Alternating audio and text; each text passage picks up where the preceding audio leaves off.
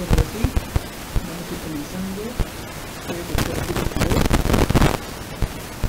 Soy médico traumatólogo del Hospital Carrión, del Hospital Barton y de la Clínica Sentido Estado.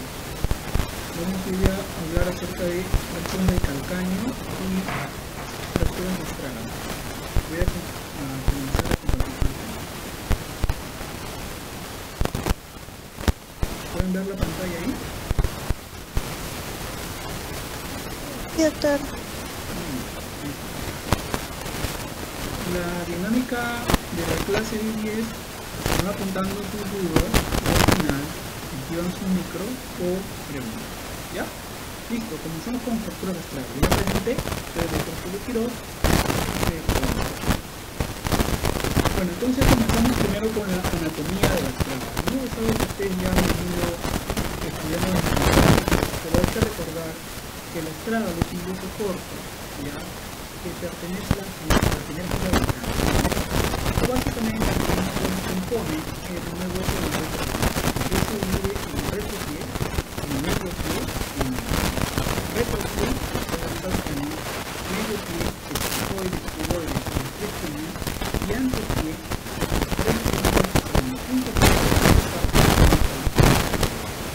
si hablamos solamente de estragalo, va a pertenecer al retropié y va a ser la primera fila del arco. El estragalo, como se lo ha comentado, y tiene dos caras, una cara anterior, posterior, una cara medial, una cara lateral, superior y encima. En la cara anterior está la cabeza del estragalo, que es una semisfera, ¿ya? Y tiene una gran componente articular. Luego sigue el cuello, que como ustedes ven aquí tiene troncos vasculares. Es por aquí donde pasa o se nutre el hueso de la estragalo. Este astrágalo, como ustedes ya seguro han escuchado, que tiene una complicación que cuando se fractura conlleva a necrosis, ¿verdad?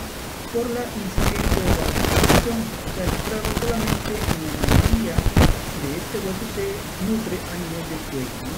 Ahorita vamos a ver la parte. Además, también tiene una faceta lateral que se llama de faceta peronea o ala, ¿ya?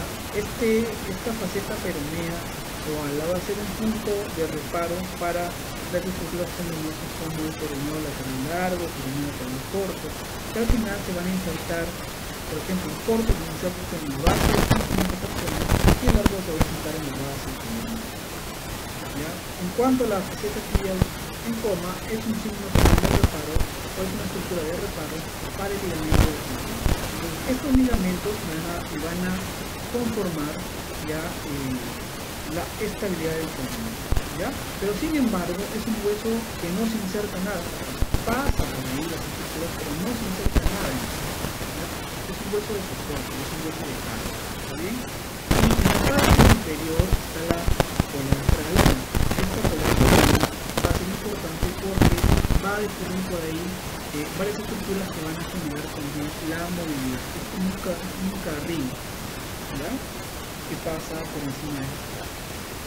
Entonces, nuestra anatomía es un hueso que transmite la energía. Básicamente en el cuello están los agujeros vasculares que con la estructura a este nivel produce básicamente una necrosis vascular, ¿verdad? Por eso, como solamente tiene esta vascularización, o quizá es la más importante, ya genera una pobre vascularidad. A nivel de tanto de la cabeza, del cuerpo y la parte posterior y también la parte inferior, en total tienen un promedio de 60% de cartílago, ¿ya? Y es un hueso donde no se van a insertar infecciones tendinosas ni musculares, ¿sí? Entonces, lo más importante de la anatomía del estragalo es la parte básica, ¿ya? Tenemos acá la cabeza, el cuello y el cuerpo, ¿no? Bueno, y colon, algunos más. Entonces tenemos tres arterias importantes. Una de ellas es la arteria peronea, justo una perforación, ¿ya? La arteria tibial anterior, la arteria tibial anterior, ¿ya? La arteria tibial anterior y la arteria tibial posterior. La arteria tibial anterior, ¿ya? Se va a unir junto con esta arteria peronea y van a discurrir en la arteria del seno del tarso. Esta arteria del seno del tarso ya va a dar irrigación hacia el tallo. Esta arteria entonces va a continuar por la parte inferior, ya, y va a dar origen a la arteria del canal del tarso. Y esta arteria del canal del tarso va a seguir subiendo y va a ser una rama final de la arteria final. Entonces, si me dicen alguna pregunta, ¿cuáles son las arterias principales de la vascularidad del estrado? Sería la tibial posterior, la tibial anterior y la arteria perforante posterior, ¿ya? Que unidas juntas en este mojado van a formar un circuito con una corona y van a terminar de llegar. Acá también tenemos otra vista. Hoy hice un documento para que se entienda más o menos cómo es la vascularidad. No a través nuevamente la arteria perforante lineal, la arteria tibial anterior juntas van a formar la arteria del seno del tarso y la tibial posterior en la arteria del canal. Esta es una vista de la en una vista superior, ya nuevamente las dos arterias, tibial anterior, perforante lineal, tibial posterior, van a entomosarse para hacer como una corona y van a tratar de irrigar toda la estrada. Básicamente es la parte inferior que va a estar ya formada por la arteria del seno del tarso, ya conformada tanto por una entomosis, la tibial anterior y la tibial. Recuerden que un territorio donde se va a irrigar, siendo quizá una parte más importante, ¿ya? La arteria del canal del tarso, ¿no? Porque es una parte que tiene básicamente irrigación a nivel del cuerpo del estrado. Acá tenemos a nivel del cuerpo, a nivel de la cabeza y parte del cuello, básicamente, ¿cómo se llama? Vasos accesorios, ¿no? Y a nivel del cuello inferior también la arteria del canal. Entonces, básicamente hay que acordarse que estas fracturas ocupan el segundo lugar en la fractura del tarso, ¿no? Por eso el tarso está formado por estrado y calcáneo. Entonces, ¿quiénes son las primeras? ¿Ya? En total, a nivel del pie, es hasta el 8% de fracturas, y en total de todas las fracturas, clavícula, pene, tibia, etc., es de 1 a 2%, ¿no? Entonces, ustedes ya han visto, ya, que el astrágalo tiene partes, ¿verdad? Uno es el cuello, otro es el cuerpo y otro es la cabeza. En el cuello básicamente se da la mayoría de fracturas, un 50%, en el cuerpo un 40% y en la cabeza solamente un 10%. Entonces ahorita vamos a ir parte por parte para que ustedes vayan entendiendo. De estas, 50% son pacientes lineales, básicamente un oso y un oso. O sea, ¿qué quiere decir? Que es una fractura o por un mecanismo de alta. Y esta analgesia que a veces hay una enucleación de ese astrágalo, eso se llama una contraexpuesta, ¿no? Básicamente son 13% de. Y también a veces se asocia a fracturas de malleolo, puede ser malleolo lateral, malleolo medial, en un 44%. A veces cuando el paciente cae parado, con esas fracturas de calcáneo, se van a asociar básicamente a una fractura de astrágalo, básicamente en cuerpo, y también se asocian a fracturas de metatarso, cuando hay una transmisión de energía de atrás hacia adelante o de adelante hacia atrás. Porque los escafoides se va a articular, porque el astrágalo se va a articular con el hueso escafoides o también llamado navicular, ¿verdad? Listo, entonces no hay que olvidarlos nuevamente, por favor, que las principales complicaciones van a ser una necrosis avascular, una mala unión o no unión, también llamada pseudoartrosis, o una artrosis postraumática de esto, ¿ya? Listo, las causas, nuevamente, 50% son producidas por accidente de auto. Aquí va a estar la famosa fractura del aviador, que esta fractura del aviador solamente es producida en el cuello, también se llama accidente de aviación, porque es rotura, bueno, esto se le llamaba antes porque cuando determinaron los aviadores que habían fallecido con necrosis o los pacientes que han sobrevivido, obviamente que han tenido accidentes de aviación, la mayoría ha tenido una fractura de astrágalo. Vamos a ver por qué no es. Si hay accidentes deportivos, va a ser la famosa fractura de snowboard, ¿no? Esto se lesiona el proceso lateral, ¿no? Que ya habíamos visto antes, ¿no? Es parte del cuerpo, ¿no? La faceta lateral, esta que está a un lado, ¿no? Donde pasa el tendón, pero no largo, ni por lo largo, cuando se fractura esta parte del cuerpo, se llama fractura del estómago, ¿no? O también del proceso lateral. Tiene varios opciones, ahora veremos. La evaluación clínica va a ser un dolor extremo, un dolor importante. La amplitud del movimiento solamente va a estar disminuida y obviamente va a estar comprometida porque va a haber mucho dolor, ¿verdad? Y a veces hay crepitación porque obviamente hay hueso roto. Entonces aquí hay que acordarnos la triada de la fractura, ¿verdad? Dolor, crepitación e inflamación, ¿no? A su vez también pues el dolor extremo es la parte y la tumefacción inflamación a nivel del retropie, el dolor a nivel de la palpación del astrágalo, que básicamente lo vamos a ver en la cara anteromedial, ya, y a nivel de la articulación subastralina. Esta articulación subastralina es muy importante, ya, en cuanto a la transmisión de energía en todo el cuerpo, como lo veremos en un poco. ¿Ya? Muy importante cuando tenemos un traumatismo valorar el estado de partes blandas. El estado de partes blandas quizá es la parte más importante, no solamente en una fractura de astrágalo, es importante en cualquier tipo de fractura. No puedo yo operar a un paciente con cualquier fractura si tengo las partes blandas dañadas. Seguro eso ya lo han explicado, ¿verdad? Si yo tengo unas partes blandas dañadas, yo no puedo operar de inmediato al paciente. Tengo que esperar que esas partes blandas mejoren, ¿verdad? Darle un tiempo, que estas flictenas bajen, sean flictenas hemorrágicas o flictenas claras, que bajen, y luego cuando ya tenga el signo de la arruga positivo, es un signo en el cual tú machucas o aprietas la piel y es como una arruguita, ¿ya? Cuando tengo ese signo se dice que ya puedo operar. Si yo operara con estas flictenas, pues esto va a crear una importante inflamación, la piel se va a esfacelar y muy probablemente provoque una infección. Primero una infección de partes blandas, celulitis, luego una osteomelitis, necrosis, incluso puede llegar hasta una amputación, solamente por operar, apurarme al operar, nada más. Entonces también hay que acordarnos que el color de las flictenas nos puede dar también el grado de energía. Las flictenas que son claras, ya en comparación con las flictenas hemorrágicas, se dicen que son menos intensas. Las flictenas hemorrágicas me suponen ya una energía mayor, ¿ya? Entonces, ahora hablamos solamente de fracturas de la cabeza del astrágalo, solamente la cabeza, ¿verdad? Que ya saben cuál es. Entonces, vamos a tener dos mecanismos. El primer mecanismo va a ser la compresión que va a dar la cabeza del astrágalo con el hueso escafoides, que es este de aquí, ¿ya? Y básicamente va a ser una compresión al hacer una flexión plantar, o sea, el pie hacia abajo, y básicamente va a ser en la parte medial. Este es el medio, este es medial y este es lateral, ¿no? Acá está el quinto dedo y acá está el primer dedo y quinto dedo. Todo lo que está al primer dedo es cerca de la línea media, por eso es porción medial, ¿ya?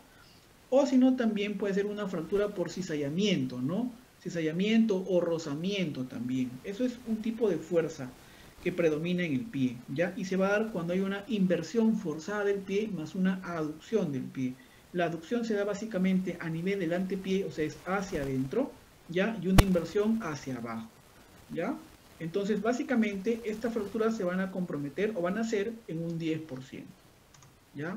Pero vamos con la parte quizá que es más importante, más conocida y más común, que es la fractura del cuello del astrágalo, ¿no? Que es esta parte de acá, ¿ven? Esta parte, esta es la cabeza, cuello y cuerpo. Entonces, el mecanismo de la fractura a nivel del cuello del astrágalo va a ser una dorsiflexión forzada. ¿Qué significa? Que el pie va a ir hacia arriba, ¿no? Hacia el dorso, ¿no?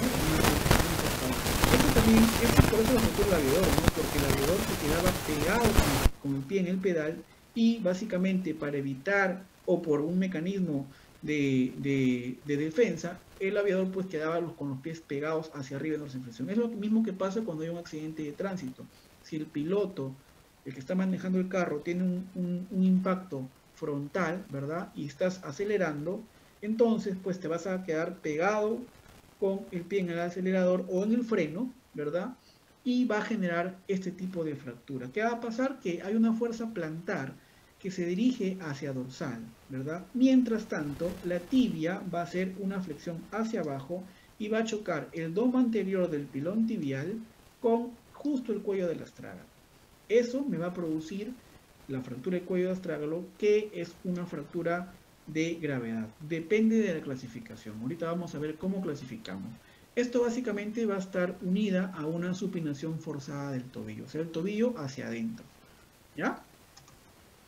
Entonces, nuevamente, estas fracturas son más del 50%, ¿ya? Son más en varones, son un aproximado entre 15 a 45, algunos hasta 50. Ustedes saben que aquí el porcentaje va a variar de acuerdo a la zona, ¿ya? De donde se encuentren, ¿no? O de acuerdo a quien haya hecho el artículo, ¿no? Pero básicamente hay un porcentaje importante para fracturas expuestas y se van a asociar con otras lesiones musculoesqueléticas, como son traumatismos de alta energía, pues se van a asociar con fracturas de fémur, con fracturas de tibia, con traumatismos encefalocranianos, con fracturas abdominales, ¿verdad? O sea, esta fractura, la mayoría no viene gratis, viene con otro tipo de lesiones.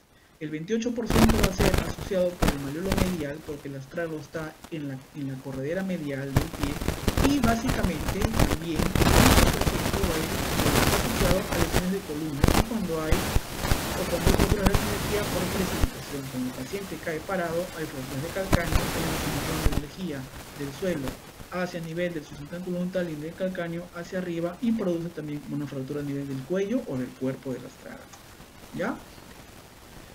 ¿Cómo yo voy a valorar o cómo yo voy a evaluar este tipo de fractura? Primero con una radiografía. Cuando ustedes tengan este paciente en la emergencia, obviamente tengo que sacar una radiografía, que es lo primero. No tomografía, no ecografía, no resonancia. Primero tengo que sacar una radiografía. Y lo primero que tienen que sacar es una radiografía simple de tobillo, tanto en antero posterior, o sea, de adelante hacia atrás, una en mortaja, que es con 15 grados de rotación interna, ¿ya? Y una lateral de tobillo, ¿ya? Luego también lo mismo pero en el pie, antero posterior lateral y oblicuo del pie. Pero la proyección más importante para fracturas de cuello es la proyección de canale, ¿ya? Que es una flexión de rodilla, una rotación interna y una pronación de 15 grados del pie, básicamente, así como ven en el dibujo. Y básicamente también el rayo va a incidir de cefálico a caudal y con una inclinación de 75 grados. Esta es la famosa proyección de canale y probablemente les venga en su examen. ¿Cuál es la incidencia más importante para fracturas de cuello de astrágalo? Canale. Las fracturas de cuello de astrágalo pueden ser por incidencia de canale, así que tómenlo en cuenta. Viene y es muy usado. Listo, acá tenemos también las diferentes incidencias. Acá está una incidencia, por ejemplo, antero-posterior, incidencias laterales y la famosa incidencia o vista de canales, ¿no? Que es en 15 grados de pronación con el haz en 75 grados de inclinación de cefálico a caudal. Esto básicamente me va a ser importante para yo poder ver el cuello del astrágalo que está aquí, ¿no? Esta es la cabeza del astrágalo, ¿ya? Y este es el cuello del astrágalo, lo que estoy sombreando, ¿no? Todo esto es el cuello del astrágalo.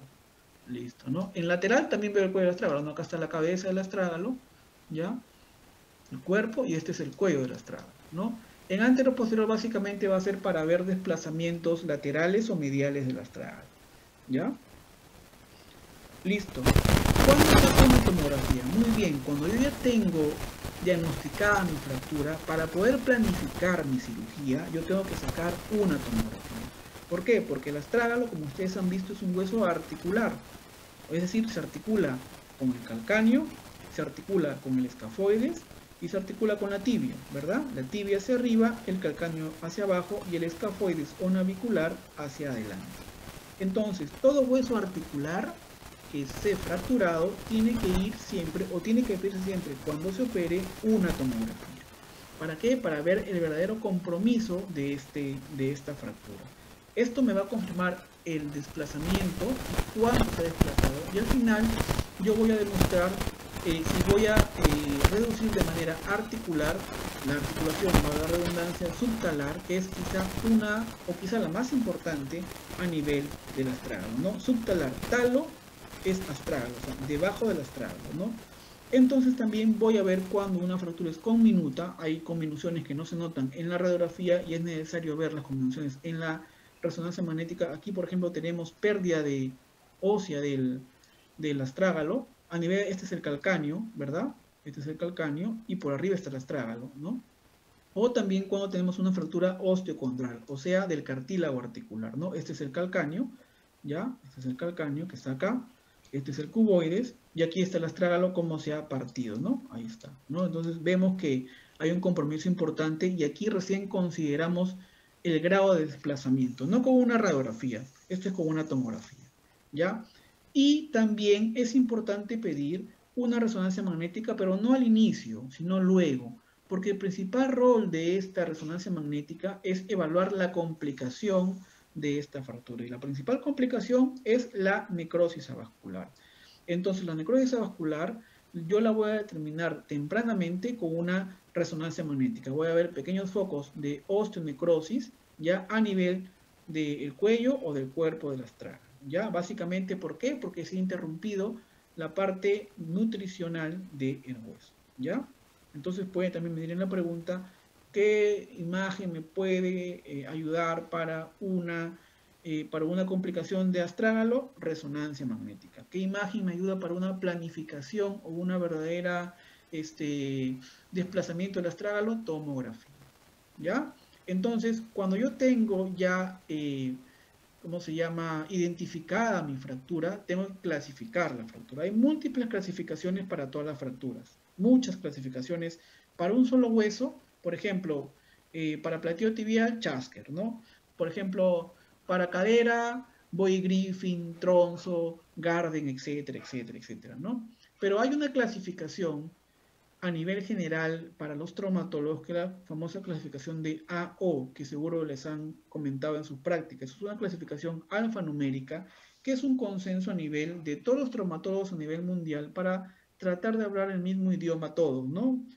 Entonces vamos a ver de qué se trata. Sin embargo, este astrágalo ya es muy conocido por la clasificación de Hawkins cuando tenemos fracturas de cuello. Hawkins modificada por Canale, y le puede venir también en el examen. Clasificación más importante para astrágalo, clasificación de Hawkins. Esta clasificación de Hawkins se va a correlacionar también con AO, ¿ya? Y vamos a tener dos criterios importantes. Primero, qué tanto compromiso de aporte vascular ha sido afectado, y la pérdida de la relación con las articulaciones circundantes. Acuérdense que tiene tres articulaciones circundantes, ¿se acuerdan?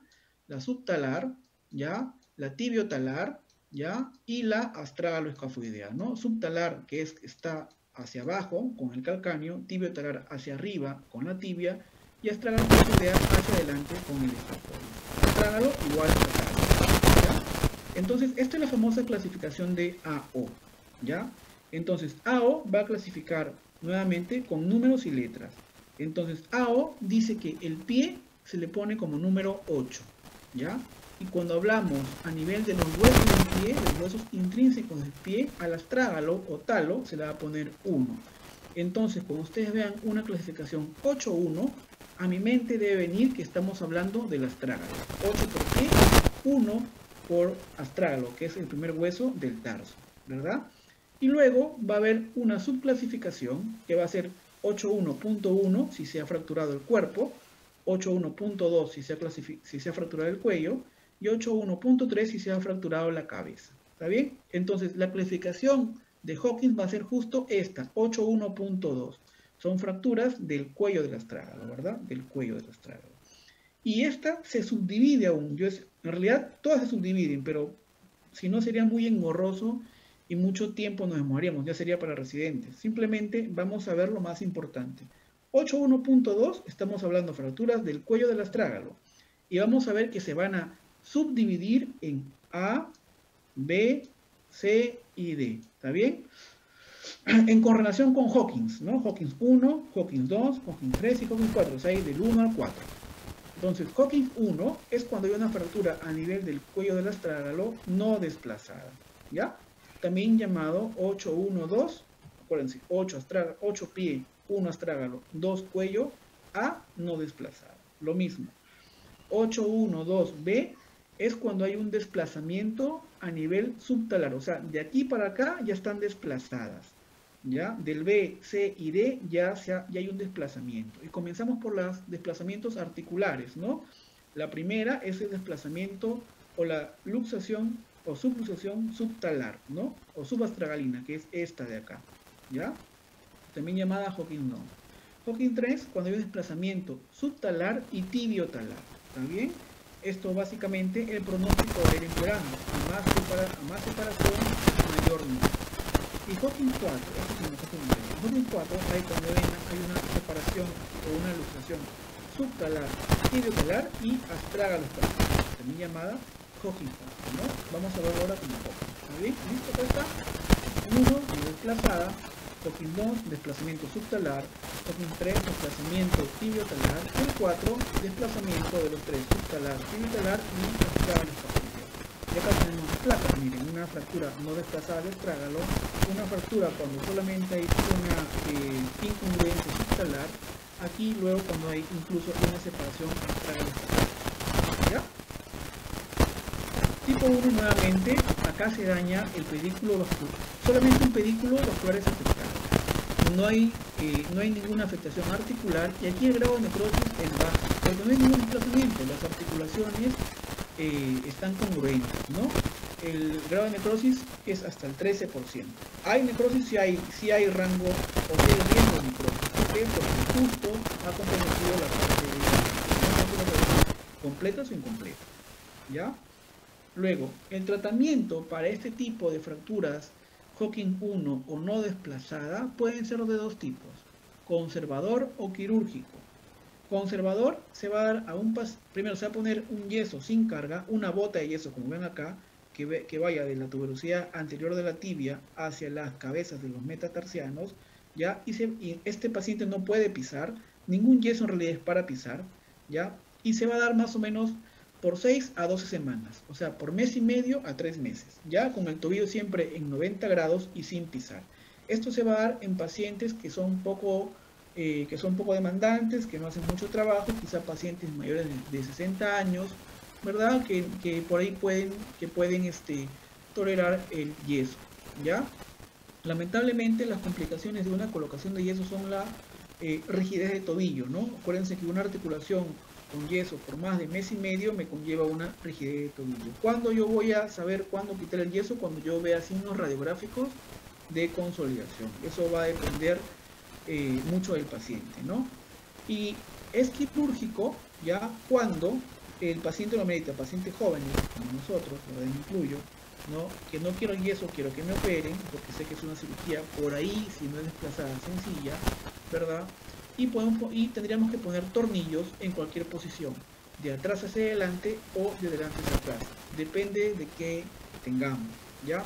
Esta cirugía me va a ayudar tanto a la recuperación y a la terapia a la recuperación, y tiene que ir con una terapia física precoz. ¿Para qué? Para que mueva de una vez y puede evitar la rigidez del tobillo, ¿no? Esto evita que mi tobillo se ponga rígido, lo contrario a un tratamiento conservador. Obviamente el tratamiento conservador tiene sus ventajas, ¿no? No te voy a hacer ningún corte, ¿no? No te voy a exponer a un estrés de cirugía, ¿verdad? Pero es una con otra, ¿no? Si por ahí también el no operarte tiene más riesgo también que se necrosis estrado. Eso se ve conforme va pasando el tiempo y con algunos signos que veremos en un ratito. Entonces, si ahora hablamos del tipo 2, donde hay un desplazamiento ya subtalar, acá dos pedículos están afectados, ¿no? Y acá se van a comprometer los vasos que van al cuello y los vasos que penetran por el seno y el canal del seno. De estos fracturas subtalares, hasta el 50% se van a necrosar, siendo un promedio de 42%. Ya saben, su luxación subastragalina, y esta sí representa una urgencia ortopédica, ¿ya? ¿Por qué? Porque al tener mucho más tiempo separado este astrágalo, obviamente va a haber más riesgo de necrosis, ¿ya? Entonces hay que entrar rápidamente hacia las operaciones para reducir con tornillos, como habían visto en este caso, con tornillos, esta fractura, ¿ya? Y pueda bajar la necrosis. ¿Puede ser menos de 10? Sí, puede ser menos de 10 también, pero el promedio es 42, con un rango entre 20 y 50%, ¿no? Y cuando voy a operar, yo tengo básicamente que elegir mi abordaje, y ese abordaje lo voy a elegir depende del desplazamiento. Ya saqué mi tomografía, ya planifiqué mi fractura, y voy a hacer dos tipos de abordaje. Puede ser un abordaje lateral, ¿verdad? En la cual yo voy a hacer una incisión a nivel de la cara anterolateral, ¿ya? O un abordaje medial. ¿Qué es ese primero o qué es ese más para astrágalo? El medial, ¿ya? El medial. Este es el abordaje que primero voy a hacer. Voy a separar las estructuras, voy a cortar piel, tejido celular subcutáneo y voy a ir a algún retináculo extensor, voy a separar vasos, venas, nervios y voy a llegar de frente al astrágalo. Si por ahí yo no puedo reducir, o sea, no puedo alinear o no puedo armar ese astrágalo, voy a tener que usar el segundo abordaje, que es lateral, ¿no? Que es cuando yo lo uso cuando tengo una reducción inadecuada, cuando lamentablemente tengo que sacrificar el retináculo extensor y para abordar este lado lateral tengo que tener mínimo entre este abordaje y 6 centímetros, ¿no? Esto tiene que medir 6 centímetros como mínimo. Si yo hago por acá más o menos y esto mida 3 o 4 centímetros, hay un gran riesgo a que este tejido se necrose, ¿ya? Porque esta parte también es poco vascularizada. Hay que tener en cuenta que esta parte de la cara anteromedial de la tibia y el tobillo es casi submuscular, ¿verdad? Subcutáneo, no sé, es hueso y piel nomás. Entonces, básicamente el aporte vascular, básicamente perióstico, está venido a menos, ¿ya? ¿Y qué se le pone? Tornillos. Básicamente ponemos tornillos de titanio de 3.5, ¿ya? O de 2.0 si es de Biofix. Son materiales que hay que usar y eso es para técnica quirúrgica, ¿no? Entonces yo le puedo hacer de dos tipos, puedo abordar de dos tipos, ¿no? Puedo abordar vía anterior, o sea, de adelante hacia atrás, ¿ya? Adelante hacia atrás, ¿ya? Con dos tornillos corticales, significa que es un tornillo especial que se llama cortical, ¿ya? Y puedo ponerlo en una posición cruzada o paralela también se puede poner. Eso va a depender del trazo de fractura. Pero sí, yo voy a empezar entrando de adelante hacia atrás cuando tengo una fractura conminuta, ¿ya? Cuando es una fractura conminuta. Entonces yo voy a agarrar la cabeza de astrágalo, voy a entrar, puede ser por acá, por el domo anterior, por la parte media, y entro y le pongo un tornillo de frente hacia acá, ¿ya? Así como en este caso, ¿no? De adelante hacia atrás. En cambio, yo voy a usar la vía posterior cuando tengo un mínimo desplazamiento. Está bien, aquí voy a incidir por la parte posterior, el paciente tiene que estar de costado, o sea, de cúbito lateral, hacer una incisión lateral, o sea, posterolateral al tendón de Aquiles, tratar de evitar, más que evitar, lamentablemente sacrificar la fascia crural y, ¿cómo se llama? Entrar por el proceso posterior de la tuberosidad lateral del astrágalo, ¿ya? Y aquí sí poner unos tornillos un poco más gruesos para básicamente agarrar, como nosotros le decimos los traumatólogos, más carne, ¿no? Ya sabemos que no es carne, es más hueso, ¿no?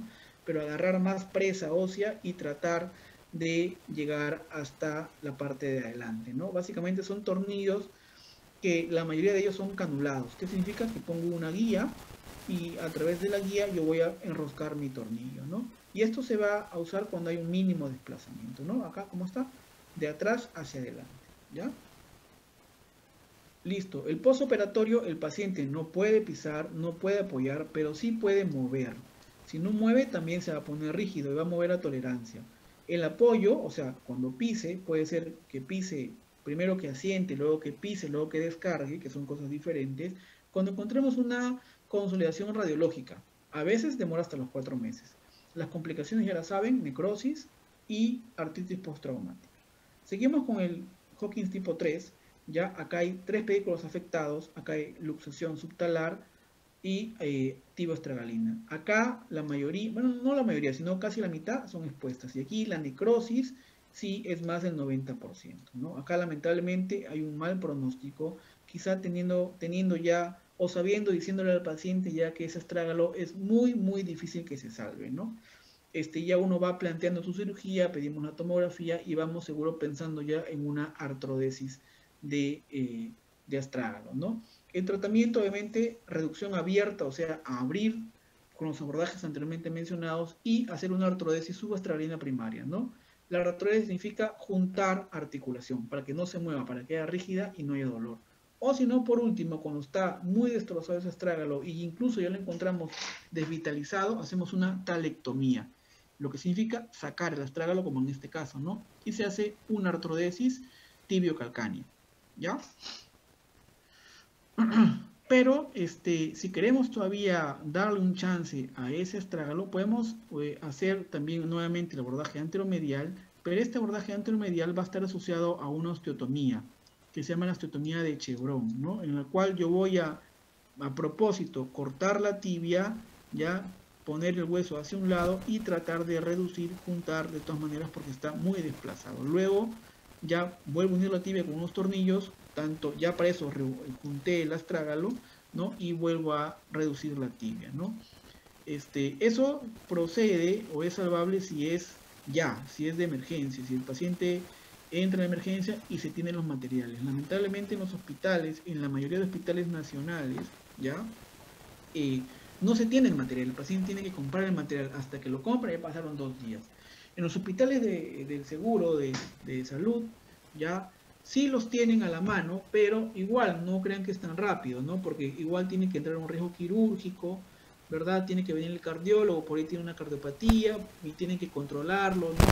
Y todo, y tiene que pasar todo, ¿no? Por ahí tiene anemia, hay que transfundirlo, ¿no? Y por ahí pasaron más de 72 horas y también el pronóstico es reservado. Por eso, estas fracturas, la mayoría de ellas, incluso más del 90%, ¿no? Los resultados, lamentablemente, insatisfactorios en un 90%, necrosis vascular quizá la totalidad, consolidación viciosa, o sea, no pega chueco, en otras palabras, hasta un 54%, pseudoartrosis o retardo de consolidación, la primera en 12%, la otra en 21%, y una artritis degenerativa, también llamada artrosis o osteoartritis, en un 70%, ¿no? Cuando hay un desplazamiento del astrágalo, obviamente, uno tiene, como traumatólogo, uno tiene que reducir. ¿Qué significa reducir? Significa alinear, significa enderezar, ¿ya? Eso es en otros términos. Entonces, si mi astrágalo está desplazado hacia medial, como en este caso, este es hacia medial. ¿Cómo sé que es hacia medial? Porque acá está el peroné, ¿no? El peroné siempre está hacia lateral, ¿ya? Y la tibia está hacia medial. Entonces, si está desplazado hacia medial, yo tengo que dar la fuerza contraria, hacia este lado. Y si el astrágalo está desplazado hacia lateral, tengo que dar la fuerza hacia medial, ¿no? Entonces, siempre tengo que hacer una tracción y reducir hacia medial o hacia lateral de acuerdo al desplazamiento del astrágalo. Como en esta técnica, ¿no? Siempre se hace una tracción por un examinador o un traumatólogo, y un ayudante va a agarrar de la zona poplitea y va a hacer contratracción, ¿no? Obviamente previa inoculación de anestesia, ¿no? O por ahí en sala de operaciones también se puede hacer, ¿ya? Luego se va a reducir a lateral o a medial de acuerdo al desplazamiento, ¿ya?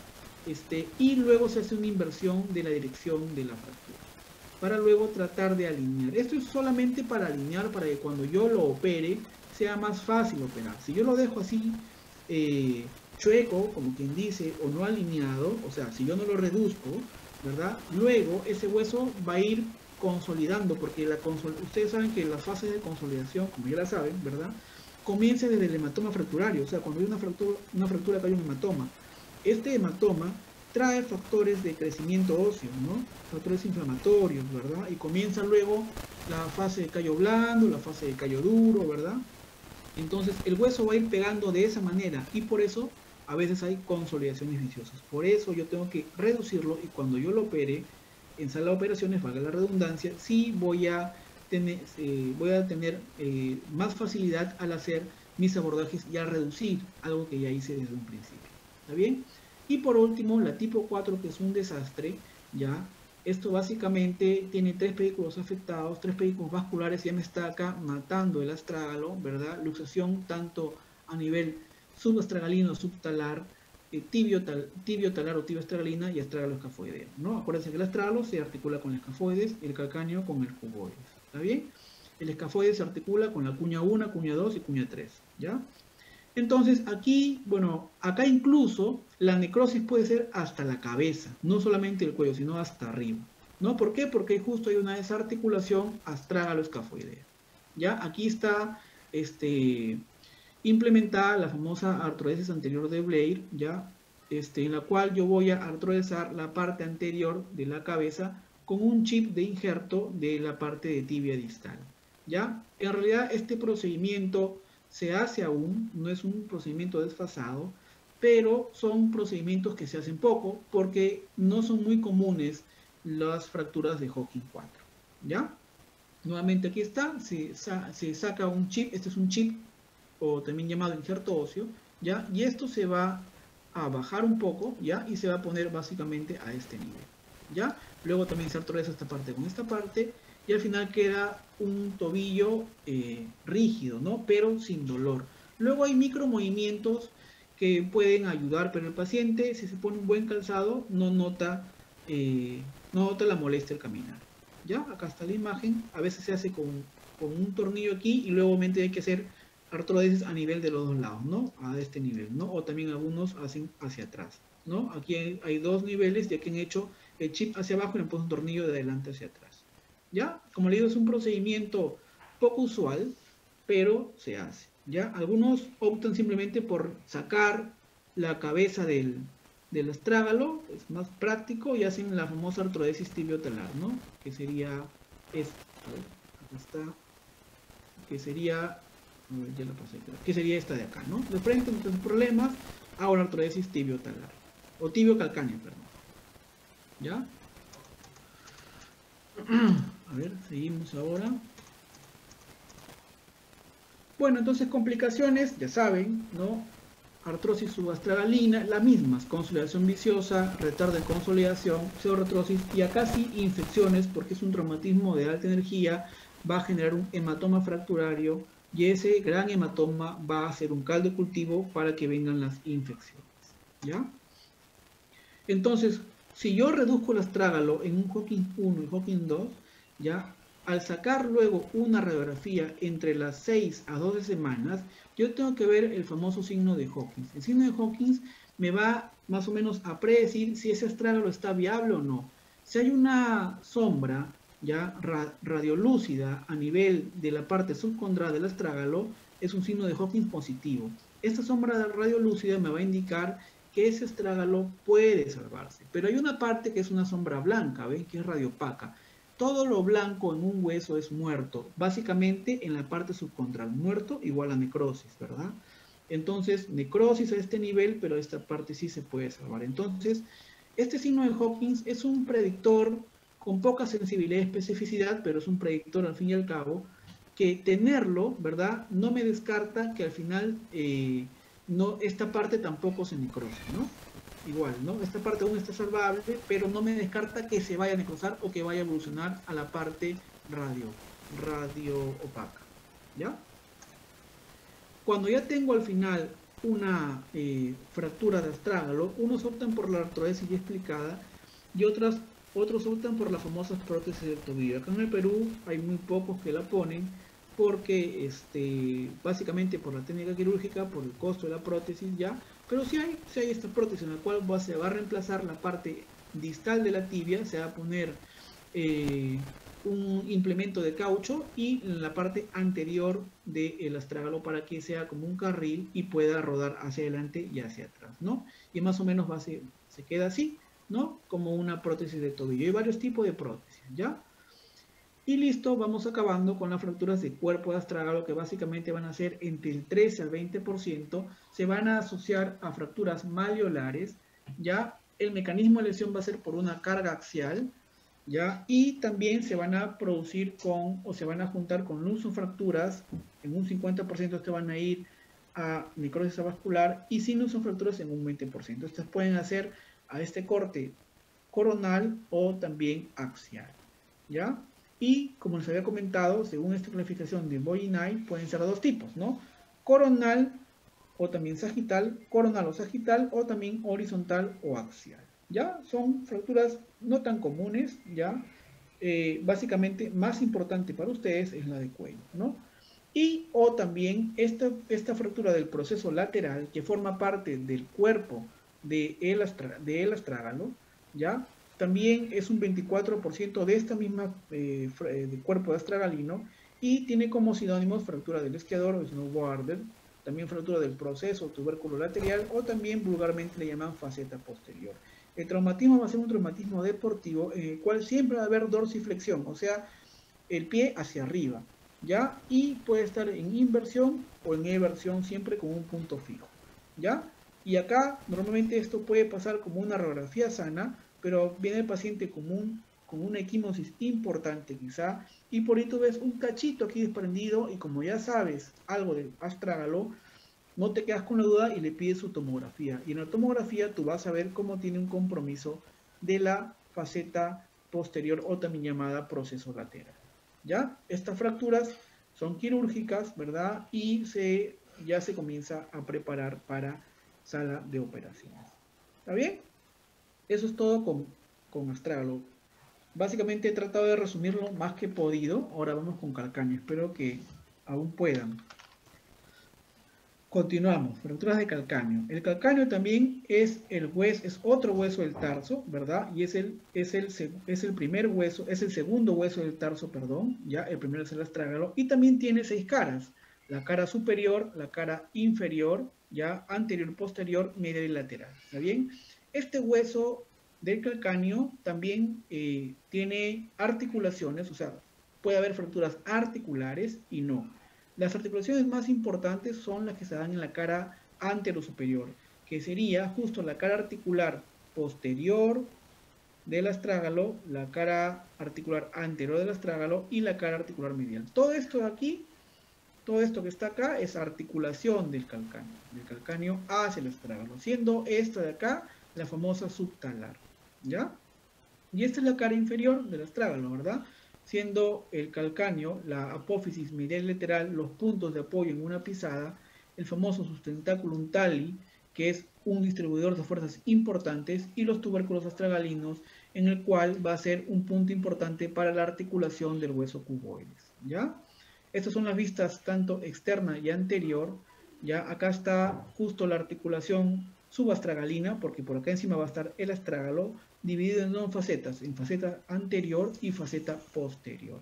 ¿Ya? Acá está, cara articular posterior del astrágalo, también llamada subtalar o subastragalina. ¿Ya? Y a su vez también acá hay apófisis o tubérculos donde van a pasar o van a discurrir los ligamentos calcáneos peroneos. ¿Ya? Y la cara anterior vamos a ver que acá está la carilla articular para el cuboides, ¿ya? Y acá también se ve la carilla articular medial, posterior, y por acá adelante, como una B, o sea, acá, la anterior, ¿ya? Esto es un poco de anatomía, cosa que ustedes ya saben, ¿no? La cara interna, nuevamente, ya, acá está el sustentaculum tali, importante, la cara medial, la faceta anterior, por acá la posterior. Y la cara posterior pura del calcáneo, aquí se va a insertar el tendón de Aquiles, ¿verdad? Y el tendón de Aquiles va a ser hacia arriba, ¿verdad? Luego se va a conformar los gemelos por encima del sóleo. ¿Ya? Listo. Entonces, aquí está. Esta es la famosa articulación subastragalina, debajo del astrágalo, ¿no? Todo esto de aquí, ¿no? Esta articulación subastragalina es la articulación más importante a nivel del pie. Es lo que tenemos que cuidar cuando tengamos una fractura de calcáneo. Cuando tenemos una fractura de calcáneo, de frente vamos a pedir una incidencia lateral de calcáneo y vamos a medir los ángulos. Uno de ellos es el ángulo de Böhler, que ahorita lo miraremos cómo se mide, ¿ya? Pero cuando hay un desplazamiento, un aplastamiento de esta articulación subastragalina, el calcáneo no va a ser igual. La distribución de fuerzas va a cambiar y al final van a haber deformidades a nivel incluso del antepié, del medio pie y del retropié, haciendo la más importante el ensanchamiento del talón, ¿ya? Entonces el calcáneo por eso es un hueso muy importante y a su vez con el astrágalo los dos son transmisores de energía, ¿ya? No olvidarse también de la irrigación del calcáneo, que va a depender básicamente de la arteria peroneal y de la tibial anterior. Estas arterias van a formar al final un arco, ¿ya? Y van a formar acá una red completa hacia el calcáneo, que es un hueso esponjoso. Lo bueno del calcáneo, bueno, porque es un hueso noble, es un hueso que absorbe toda la vascularidad. Lo bueno, pero lo malo, que cuando absorbe algo, también absorbe lo malo. O sea, si hay una osteomielitis de calcáneo, es terrible, ¿no? Porque queda un hueco tan grande que al final hay que poner un injerto estructural, ¿ya? Listo, también hay que ver que el calcáneo no solamente es hueso, hay que saber que hay estructuras que se insertan en el calcáneo y que discurren por ellos, ¿no? Uno de ellos importante para la flexión plantar es el tendón de Aquiles, ¿no? Que se va a insertar en la cara posterior del mismo calcáneo. Hay que ver que hay bursas tanto atrás y adelante de este, produciendo al final, cuando se inflaman, las famosas bursitis y o cuando se inflama el tendón, tendinitis de calcáneo, ¿ya? Y a nivel de la cara medial va a pasar el nervio tibial posterior y va a discurrir hacia la parte posterior por el nervio calcáneo medial y hacia adelante por el nervio plantar, ¿ya? Y todo eso va a discurrir siendo una red nerviosa, ya cosa que ustedes seguro han leído o tendrán que leer cuando se hable de el síndrome de fascitis plantar, ¿ya? O también llamada talalgia. Entonces hay que acordarse que el calcáneo ya es un hueso trabecular, es un hueso esponjoso, ¿no? Y esas trabéculas van a servir para que absorban las fuerzas de compresión y absorban las fuerzas de tracción. Pero este hueso también tiene una debilidad, ¿no? Por acá pasan las fuerzas de compresión, por acá pasan las de tracción, pero por acá no pasan fuerzas. Este es un triángulo neutral, así como hay ese triángulo neutral en la cadera llamado triángulo de Ward, igual también aquí en el calcáneo, ¿no? Entonces este es un punto débil que a veces aquí se sienten algunos quistes y son puntos débiles donde se puede fracturar el calcáneo de manera extraarticular, ¿ya? Entonces, si hablamos de epidemiología, más o menos son 2% de fracturas y básicamente más de la mitad de fracturas del tarso, ¿no? Son más comunes que astrágalo, ¿ya? De estas, entre 25 al 30% son extraarticulares, pero la mayoría son articulares, ¿no? ¿Y qué hablamos articulares? Básicamente de la articulación subastragalina.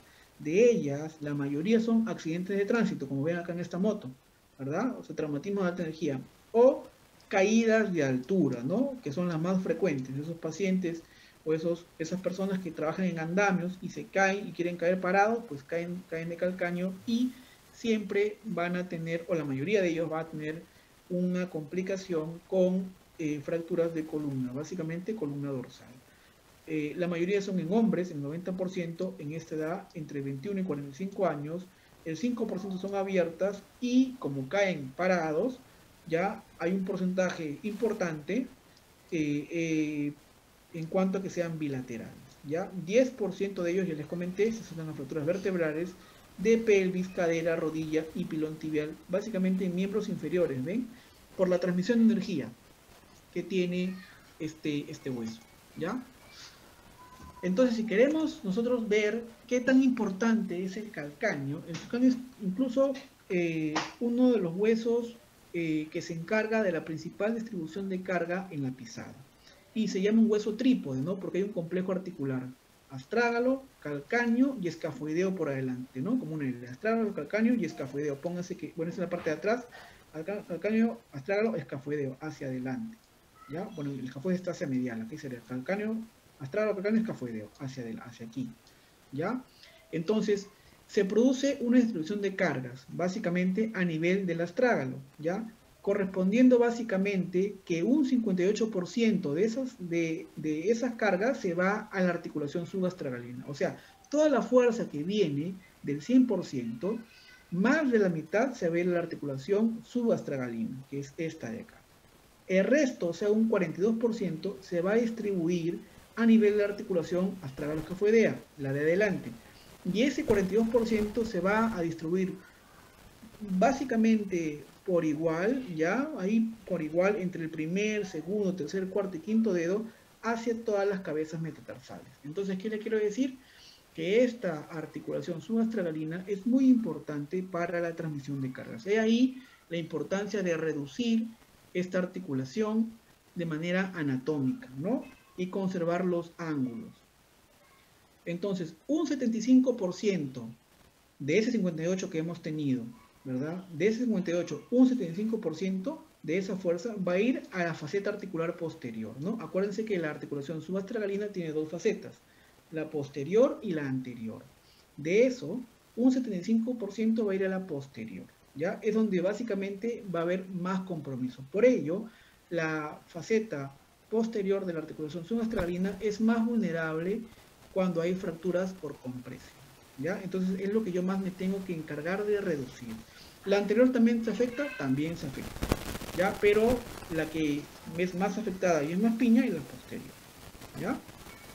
Entonces, como les había comentado, también hay traumatismos indirectos y directos. Indirectos cuando son traumatismos traccionales y cizallantes. Directos cuando son traumatismos de carga axial. La mayoría de traumatismos indirectos van a ser fracturas extraarticulares, fracturas por avulsiones del proceso anterior, del sustentáculo untali, que es parte importante del calcáneo, ya, de cualquier tuberosidad, o también cuando hay un talón en inversión. O cuando hay fracturas articulares, sí va a ser básicamente por fracturas producidas por una carga axial importante. ¿Qué es una carga axial? Es cuando cae directamente axial, es hacia abajo, ¿no? Caída de altura, ampliamente de tránsito, el talón va a ser en eversión, a lo contrario del mecanismo indirecto, y el astrágalo se va a encontrar en el ángulo que realmente se encuentra, ¿no? Acá están los mecanismos de lesión, ya puede ser una fractura por avulsión, como esta acá, ¿verdad? Es una fractura en tipo de pato, en el cual el timón de Aquiles no se afecta, ¿no? Y puede ser tratado como una bota de nieve. Pero en este tipo B también es una fractura por avulsión, es decir, hay una tracción, ¿no? Pero acá sí se afecta, o hay un compromiso, o está comprometido, se ha metido el tendón de Aquiles. Aquí sí tengo que reducirlo, tengo que bajar esta parte de acá y atornillarlo ya hacia abajo, para que no haya ningún acortamiento del tendón de Aquiles. Por cizallamiento también cuando hay fuerza de distracción, ya, y también es un mecanismo. ¿Ya? El mecanismo lesional, pero más importante, son las caídas del tibia, ¿no? La tibia va a aplastar al astrágalo, ¿ya? Este astrágalo va, no es un transmisor de energía, va a aplastar al calcáneo y básicamente a la subastragalina posterior, ¿no? Esta es la anterior, esta es la posterior, ¿ya? Aquí puede hacer un movimiento de flexión o extensión, es indiferente, pero aquí la fractura va a ser por compresión. Y cuando hay cizallamiento puede ser un resbalón o una caída y resbalón, ¿verdad? Por ejemplo, acá el pie está hacia adelante, ¿ya? Acá hay una flexión dorsal, puede ser como un resbalón de alta energía y es un mecanismo cizallante, ¿no? Puede ser hacia adelante o hacia atrás. Puede ser en flexión dorsal o en flexión plantar. Esto es por cizallamiento, que son menos comunes, ¿ya? El diagnóstico, obviamente, antecedentes de caída. Es muy importante el dolor en el talón, llamado talalgia, o también dolor a nivel del tarso o astrágalo o en el tobillo incluso. Hay dolor a la inversión o a la eversión del pie. Hay dolor cuando tú percutes, o sea, tú tocas el talón, lo tocas con tu yema del dedo, como si tocaras, como percutieras, hay un dolor importante. Está tumefacto, aumento de volumen. Esto significa que hay un ensanchamiento del talón, ¿no? Cuando tenemos un ensanchamiento del talón, ojos cerrados, fractura de calcáneo, hasta demostrar lo contrario. Equimosis plantar también, ojos cerrados, fractura de talón, hasta demostrar lo contrario. ¿Qué otra fractura, qué otro mecanismo me da equimosis plantar? Una luxofractura o una luxación de flictenas por la energía y obviamente todo esto me va a permitir una equimosis plantar. Entonces cuando tengamos nosotros, que no se llama el calcáneo ya fracturado, tenemos que medir ambos, ¿ya? Para ver cómo está o cuánto se ha afectado este. Y el ángulo que primero vamos a medir es el famoso ángulo de Bolo, ¿ya? Que se va a dar en términos normales entre 25 a 40 grados. Menos de esto significa que hay una afectación del ángulo de Bolo. Este ángulo de Bolo es muy importante para determinar la altura de calcáneo. ¿Y yo cómo voy a medir el ángulo de Bolo? El ángulo de Bolo se va a medir entre la introducción de una línea desde la tuberosidad posterior del calcáneo, que es esta de acá, ¿ya? Hacia la faceta articular, ¿ya? Superior de la, ¿ya? Y desde este punto de la faceta articular calcáneo estradina superior posterior, ¿ya? Vamos a trazar otra línea, de aquí hacia la cara anterior del calcáneo. Entonces, esta introducción de estas líneas ya me va a dar el ángulo de Bolo. Esto me va a traducir como una pérdida de altura de calcáneo. En cambio, el ángulo crítico de Guisan me va a denotar un hundimiento de la faceta posterior, la parte más importante, la parte de carga de energía. Normal es que sea entre 100 a 130, esto a veces cambia, algunos entre 95 a 110, etcétera, etcétera. Pero estos se mide por líneas paralelas. Una línea paralela al tálamo del calcáneo, que es este de aquí, ¿ya? Y otra línea paralela a la superficie articular media anterior superior del calcáneo, que es esta de acá. ¿ya? Entonces esto es el ángulo de guisado. Menos de esto, ya yo ya estoy correspondiendo con un hundimiento de la faceta posterior. Y esto a mí, de por sí, como es una fractura articular, voy a pedir que una tomografía. ¿Ya? La tomografía va a ser muy importante para medir los verdaderos desplazamientos del calcáneo. Ya acá está el ángulo de Wöhler nuevamente, ya desde la faceta posterior hacia, o de la tuberosidad posterior, que es esta de acá, hacia la faceta articular calcáneo-estragalina posterior. ¿Ya? Y de este punto, que es la faceta articular calcáneo-estragalina posterior, hacia la articulación antero-superior del calcáneo. ¿Ya? Acuérdense nuevamente, astrágalo se articula con el escafoides, ¿ya? Y el calcáneo con el cuboide. Mnemotecnia, calcáneo, cuboide, C con C, vocal con vocal, astrágalo con vocal. ¿Ya?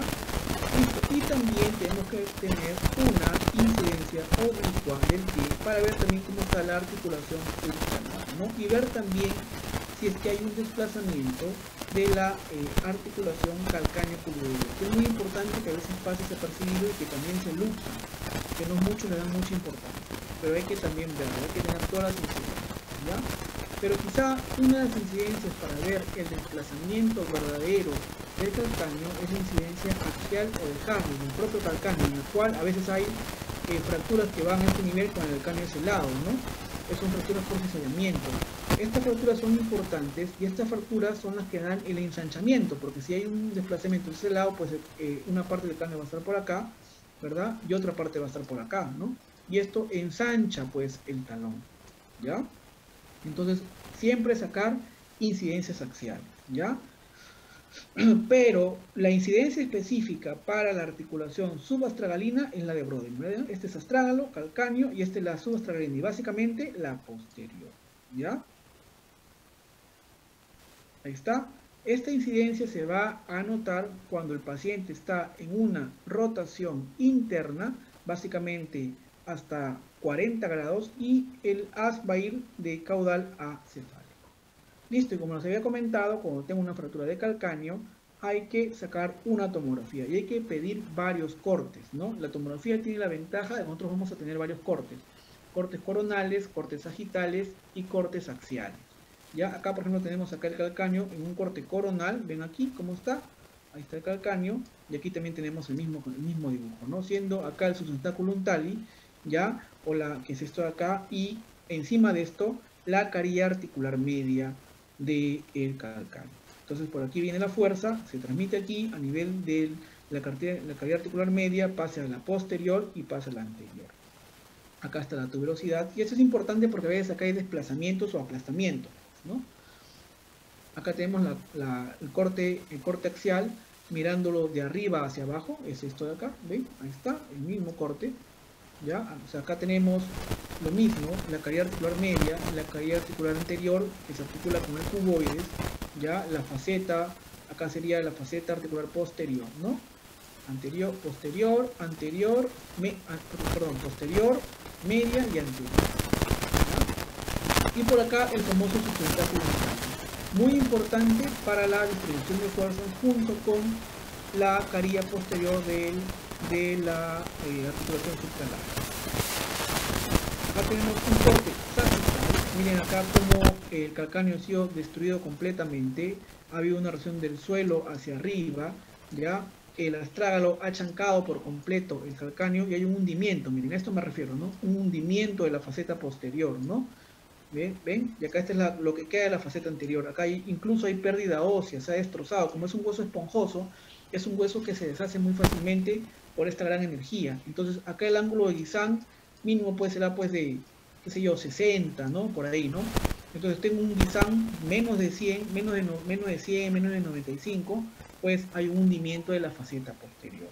Le saco el Wöhler disminuido, hay una pérdida de la altura, ¿no? Acá está también si saco también otra incidencia de la tomografía, un desplazamiento en este caso lateral y también nos sirve para ver cómo está el calcáneo en 3D, ¿no? Miren cómo está acá, tapas y tapas. Es un calcáneo completamente destruido, ¿no? Que tiene un pronóstico reservado, ¿ya? Entonces nuevamente vamos a clasificar a esta fractura como no articulares, y a las no articulares, fractura de la articulación posterior, del hueso interior y del mismo cuerpo. ¿Ya? Y articulares, antiguamente en el 71, esto lo pongo como historia, ¿ya? Estaba el famoso Exilopres que clasificaba al calcáneo sin desplazamiento, una fractura en lengua, como es esta de acá, en lengua hacia arriba, cuando hay una fuerza en flexión, una fractura como hundimiento, y esta de acá, cuando hay una fuerza en extensión, ¿ya? Fractura del sustentáculum tali o fracturas congénitas. Se lo pongo como historia nomás, ¿no? Porque básicamente desde la actualidad, desde el 92 hasta la actualidad, se clasifica con Sanders, ¿ya? Esta es la clasificación que se da actualmente para fracturas intraarticulares de calcáneo. Y hay, al igual que en el astrágalo, como no desplazadas y desplazadas, ¿ya? Las no desplazadas o tipo 1, desplazamiento menor a 2 milímetros. Las desplazadas tipo 2, 3 y 4 van a ser divididas por fragmentos. Tipo 2, 2 fragmentos. Tipo 3, 3 fragmentos. Tipo 4, más de 3 fragmentos. Entonces, este es un cuadro que es un poquito difícil de entender. Seguro ahorita lo vemos en un dibujo. El tipo 1, tratamiento médico, ¿no? ¿Qué significa? Bota de yeso. El tipo 2, tratamiento quirúrgico, reducción abierta y fijación interna, poner placas, tornillos o a veces injertos.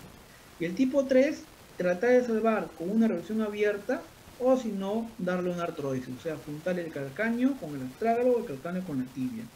Simplemente son ya como que cirugías de rescate, ¿ya? Esta es la clasificación de Sanders, ¿ya? Tipo 1, no desplazada, tipo 2, desplazada en 2 fragmentos, tipo 3 en 3 fragmentos y tipo 4 en 4 fragmentos, ¿ya? Y básicamente se van a correlacionar o va a ser como punto de reparo el sustentáculum tali, que es esto de acá, ¿no? A este nivel van a trazar tres letras A, B y C, ¿ya? Y de acuerdo por dónde vaya la fractura se va a catalogar, lo veremos aquí. Acá está, nuevamente, sustentáculum tali, esta clasificación se da en cortes coronales, ¿ya? Tipo 1 si no está desplazado y tipo 2 si por ejemplo sería tipo 2A si viene por la línea A, ¿no? Que es la línea lateral. Tipo 2B si viene por la línea central y tipo 2C si viene por la línea medial. ¿Está bien? Cualquiera de ellas. El Sanders 3 ya son 2 líneas y 3 fragmentos, ¿verdad? Pueden ser 3AB si tienen estas dos, AC estas dos o BC estas dos, ¿no? Y así. ¿Está bien? Obviamente, a mayor clasificación de Sanders, peor pronóstico. ¿No? El tipo 4 está en las 3 líneas, aplastamiento y todo. Siempre el reparo va a ser el sustentáculum tali, ¿ya? Pero también está la clasificación de AO, como se ha contado, ¿no? 8 pie, 2 calcáneo. ¿Está bien? Y va a dar acá letras, siendo A extraarticular, B fractura en lengua y C fractura en depresión, ¿ya? Acá más usada es la clasificación de Sanders. Obviamente Sanders es por tomografía, ¿ya? Y básicamente cortes coronales y axiales, pero más coronales, ¿ya? Tratamiento conservador se da en pacientes con mal pronóstico, diabéticos con compromiso vascular o fumadores, ¿no? Porque los fumadores no consolidan muy rápido. Fracturas extraarticulares y con fracturas articulares no desplazadas menos de 2 milímetros. Cuando el desplazamiento es muy pequeño, también se puede tratar con una bota de yeso. Y cuando la articulación calcáneo-cuvedea es menos del 25%. Esto se va a traducir en Sanders 1, no desplazada, tratamiento conservador, bota de yeso, férula de yeso o una bota tipo Walker. Pero si tenemos un desplazamiento, obviamente al inicio de la emergencia tenemos que reducir, o sea, alinear, ¿no? Acuérdense que acá hay ensanchamiento del talón cuando hay desplazamiento de calcáneo. Y usamos la técnica de Omoto, ¿no? El cirujano se sitúa a nivel de los pies del paciente, ¿verdad? Cubre ambas caras, cubre con sus dos manos ambas caras del calcáneo, ya el que hace la reducción, mientras otro pone sus dos manos atrás del muslo del paciente. Comprime el muslo. El otro chanca el talón y lo lleva hacia arriba. Y después hace movimientos de varo y valgo forzado, ¿no? Hacia un lado y hacia otro lado, ¿no? Hasta tratar de adelgazar ese ensanchamiento. Esto obviamente se puede hacer en tópico. Con una buena anestesia se infiltra el tibial posterior a nivel del malleolo medial O si no, pues el paciente es muy nervioso, en sala de operaciones con sedación, por mientras, hasta que consiga el material y lo podamos operar. El tratamiento quirúrgico tiene 3 objetivos. Primero, restaurar la anatomía. Segundo, restaurar la función. Y por último, prevenir la artrosis. Lo más importante es restaurar la función, o sea, que me funcione ese calcáneo. ¿Está bien? Que me funcione. En cuanto a restaurar la anatomía, tanto la forma y la alineación del retropié. Dar una congruencia articular de la subastragalina y calcáneo cuboidea. Y dar un espacio para los peroneos. ¿Ya? Y en cuanto a la función, obviamente, una vez restaurada la anatomía articular, va a tener buenos resultados funcionales. Y así van a evitar complicaciones, porque las complicaciones sería una artrosis. ¿Está bien? Listo, entonces acá hay abordajes para esta fractura de calcáneo. Puede ser el abordaje lateral o lateral extendido, que se usa más, o sino también el abordaje del seno del tarso, porque a mí no me importa reducir pues la cara articular del calcáneo, que es la subastragalina, ¿verdad? Las complicaciones de este abordaje lateral van a ser la necrosis del colgajo, ¿no? Por eso actualmente lo ideal es hacer el abordaje del seno del tarso, ¿ya? Aquí tenemos el abordaje lateral, ¿verdad? Hay que tener en cuenta con las estructuras nobles, ¿ya? Y vemos una vez que se hace el abordaje lateral, lo separamos con unas clavijas Kirchner y tenemos todo el calcáneo expuesto, ¿no? Luego reducimos el calcáneo con algunas técnicas que vamos a ver ahorita y luego ponemos una placa encima. Hay varios artículos que van a comparar cierta abordaje lateral con el seno del tarso, pero actualmente se usa el abordaje, se usa el abordaje más el lateral, pero es preferible usar el seno del tarso. Estamos en curva de aprendizaje, como le dicen algunos, ¿no? Entonces, el abordaje del seno del tarso, simplemente voy a poner esta placa, ¿no?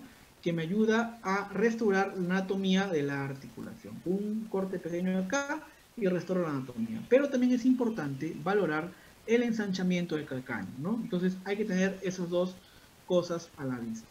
Implantes van a haber varios, ya. Los más importantes van a ser las placas bloqueadas para calcáneo, ya, que son de estos tipos, ¿no? O también las placas bloqueadas para el seno del tarso. ¿Ya? Entre tornillos, ¿ya? Tornillos canulados, o también incluso hay fijadores externos, ¿ya? Para reducir un calcáneo se hace por partes. Se ve bonito en el dibujo, pero en realidad es muy complejo, ¿ya? Hay que tratar de primero armar como un rompecabezas todas las partes del calcáneo y primero armar la articulación, tanto calcáneo estragalina, que es la que está acá arriba, ¿no? Y también no olvidar de la calcáneo cuboidea, ¿ya? Entonces básicamente se van a poner varios tornillos hasta tratar de mejorar esta articulación y mejorar este ensanchamiento, que son objetivos principales, ¿no?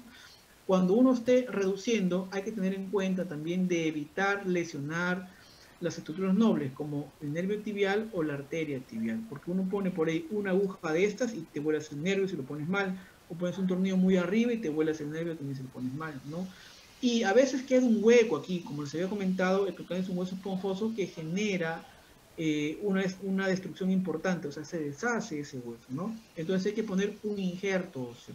Ese injerto óseo puede ser de la cadera, de uno mismo, ¿ya? Pueden ser chips a nivel de la cadera, pueden ser injertos de cadáver o injertos heterólogos de laboratorio, cualquiera de ellos. ¿Cuáles son los mejores? Obviamente de nosotros mismos, de la cadera, ¿ya? Esta es una ya reducción terminada, se pone la placa, se puso el injerto, se rellenó con el injerto y se pone la placa, ¿no? Y esta es una técnica muy importante para reducir de manera indirecta las fracturas de calcáneo, tanto de cuerpo o del tálamo del calcáneo. Listo, chicos, eso es todo.